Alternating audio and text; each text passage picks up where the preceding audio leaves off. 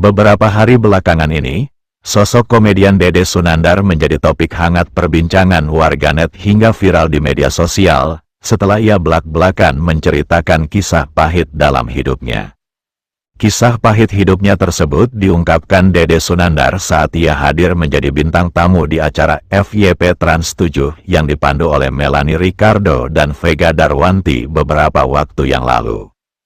Dede Sunandar menceritakan kalau kondisi hidupnya sekarang ini semakin sulit, karena pekerjaan di dunia hiburan sudah sangat sepi, berbanding terbalik dibandingkan di masa kejayaannya dulu, yang selalu warawiri di layar TV dalam mengisi berbagai program acara.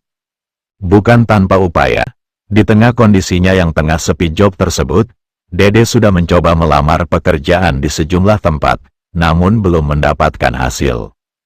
Di tengah kesulitan yang tengah dialaminya, Dede Sunandar tetap harus menanggung nafkah untuk istri dan ketiga anaknya, dan juga membantu kebutuhan ibunya yang membutuhkan perhatian. Karena sudah kesulitan mencari uang, ditambah lagi terhimpit masalah ekonomi, membuat Dede Sunandar merasa berat menjalani hidup, hingga ia mengaku sempat meminum cairan untuk mengakhiri hidupnya sendiri.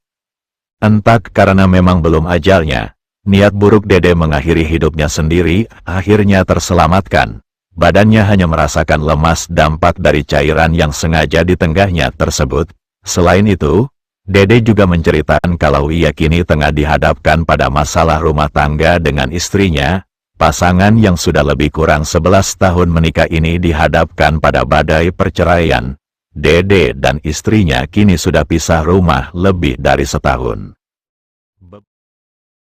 Dede Sunandar juga mengungkapkan, salah satu pemicu dari keretakan rumah tangganya, setelah ia tak sengaja melihat sang istri bertukar pesan dengan pria lain, padahal mereka masih menjalani hubungan pernikahan.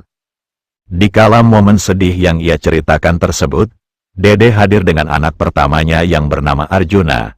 Terlihat sang anak yang masih kelas 5 SD tersebut berusaha menguatkan sang ayah. Dede Sunandar juga menyebutkan, kalau anak-anaknya merupakan salah satu kekuatan baginya dalam menghadapi cobaan besar yang tengah ia hadapi, sekaligus yang memaksanya harus bangkit dan memulai semangat baru dalam berjuang mencari nafkah.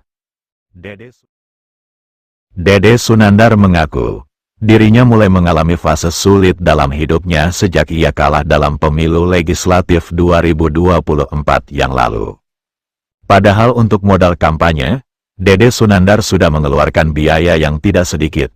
Uang tabungannya sampai habis terkuras, mobil-mobilnya terjual, bahkan sertifikat rumahnya sampai digadaikan untuk memuluskan impiannya menjadi wakil rakyat. Namun takdir berkata lain, Dede Sunandar harus menelan kenyataan pahit. Dirinya gagal terpilih menjadi anggota DPR lantaran hanya memperoleh 24 suara saja, mengakibatkan ia jatuh bangkrut. Setelah gagal jadi anggota DPR, Dede sempat bekerja sebagai pelayan restoran di kawasan Pantai Indah Kapuk. Potretnya saat menjadi pramusaji tersebut juga sempat viral di media sosial. Kisah hidup Dede Sunandar ini membuktikan bahwa siapapun bisa mengalami masa sulit, bahkan setelah merasakan puncak kesuksesan.